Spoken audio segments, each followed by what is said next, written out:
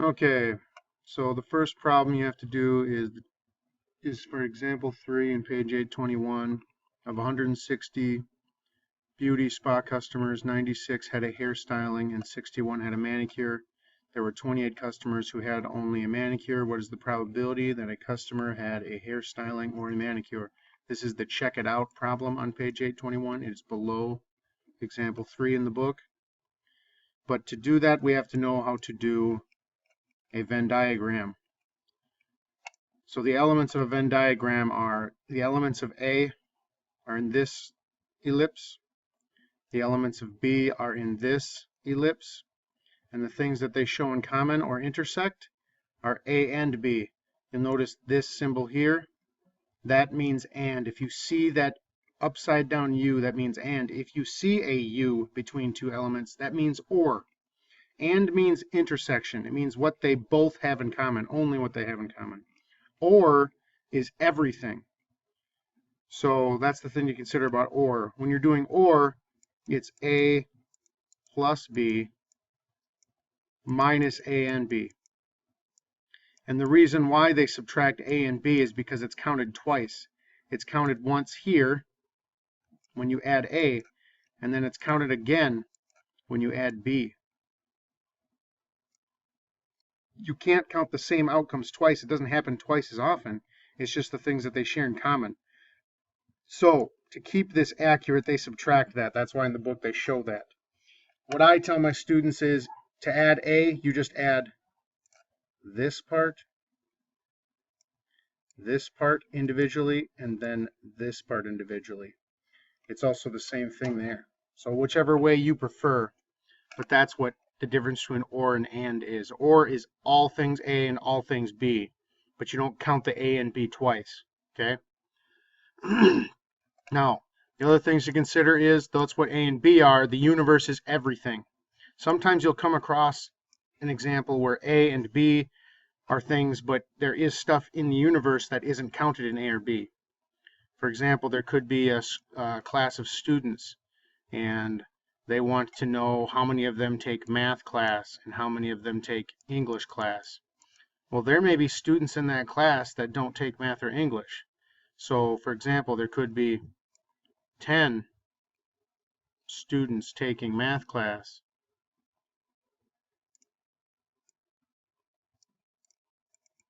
and there could be 4 students taking English class. But the thing they have in common is 2 students are taking math and English class. The total amount of students in class is 20. So to figure this problem out, you have to also keep in mind that everything here, here, and here, and this has to add up to equal 20. So I don't put the 20 there. Okay? If they both share 2, then I have to subtract 2 from 10 and 2 from 4 to put in just A and just B, because 2 of these students share both classes.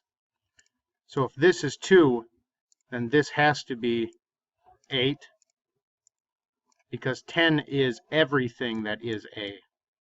Okay? Now, this also, for the same reason, has to be subtracted, so this would be 2, because everything in here has to be 4. Okay? So now we've got our students that are in math and English taken care of. Now we count all of them, 8, 2, and 2, which is 12. But there are 20 students in class, so that means that there are 8 students that are not in math and English. Okay? This is what I'm talking about. The universe may have elements that are not part of A and B. I don't know if you'll come across that in this book, but if there's a number out here and it's bigger or it's just a number at all, that means that anything out here, it is not part of A, it is not part of B, it is not part of A and B. So terminology that will be important to understand. What is A? A is everything that's in here. B is everything that's in here. A and B, and means intersection. That is the thing they both have in common. What is A or B? And we talked about that. That's everything. Okay? Now they show this symbol, or. That is going to mean or. This is going to mean and. You're going to have to know that that's what those symbols mean. Now to better understand what or means, Let's say we are at Domino's and we want to order pizza. Some people want a vegetarian pizza, some people want meat. Some want to do both. So let's make a list as an example. So here's the list of meat choices. And what we're going to do is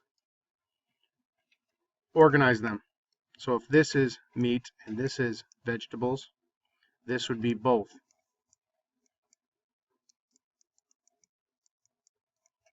So now we organize it. Meat would go here, pepperoni would go here, cheese would go here, buffalo chicken and jalapeno, that would go in the middle. Mushroom and pepperoni, that would go in the middle. Hawaiian pizza is Canadian bacon and pineapple, that would go in the middle. And veggie would be veggie.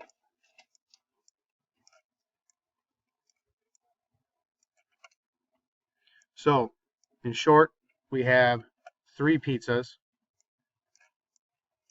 that are both. 2 pizzas that are just meat, 2 pizzas that are just vegetable.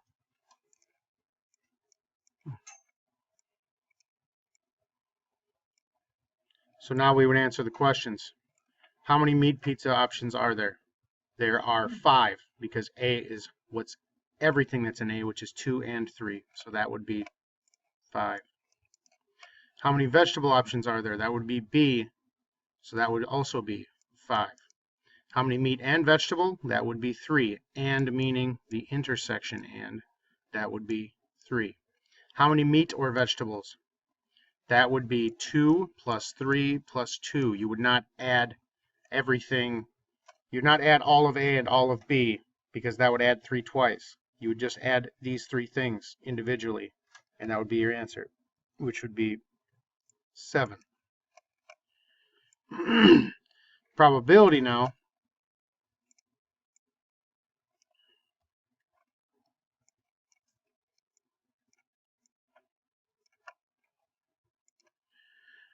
What is the probability that you pick a random pizza and it has a vegetable in it? Okay, well there are 5 and there's a total of 7. So that would be 5 out of 7.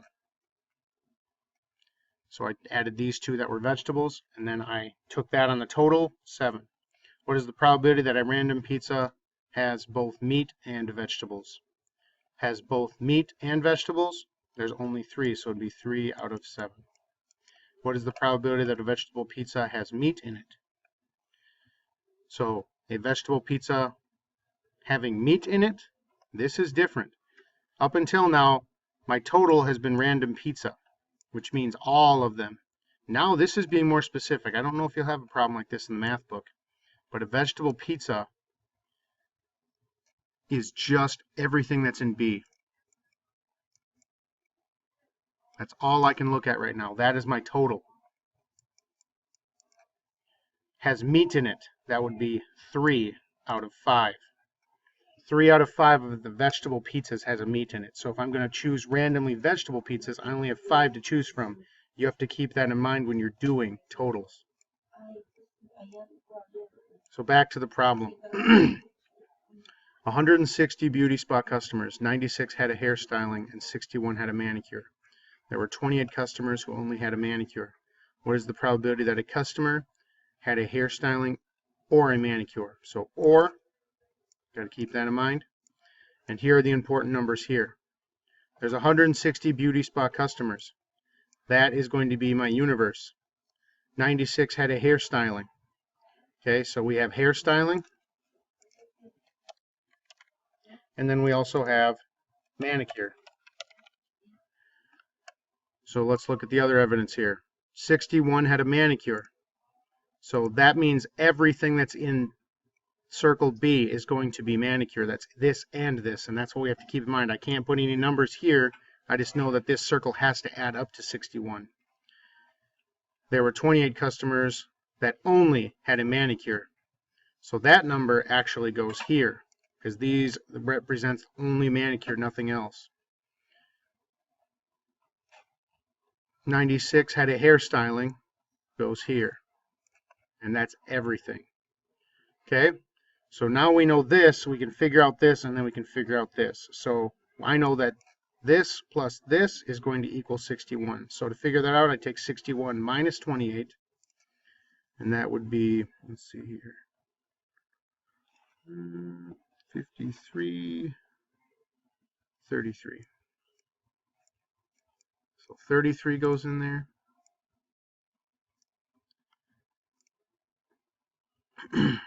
Now, if this is 33, then 33 plus this has to equal 96. So I take 96 minus this, which would be 93, minus 30, which would be 63.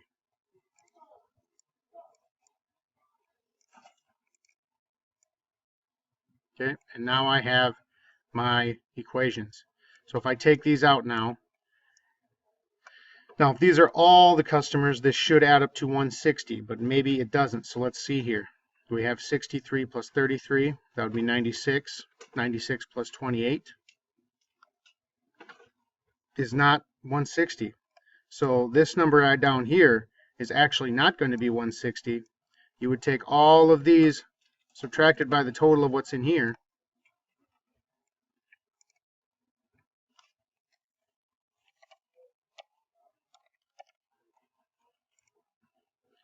So we take 160 minus 63 minus 33 minus 28, 36. So there were 36 people that went to this hairstyle place and did not have a haircut or a manicure. They might have gotten their hair dyed. There's a bunch of different options that they could have done. But that's my point. The universe is what's left over. Okay, so now we need to find what is the probability that a customer had a hairstyling or a manicure. Now remember, or is everything that's hair and everything that's manicure. Don't count this twice. So all we have to do for probability is we take that 160 from the beginning, that's the total, because it still counts the people in the universe. We take 160 and we add up all of these, okay?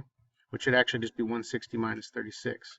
So we go back here, 63 plus 33 plus 28, 124.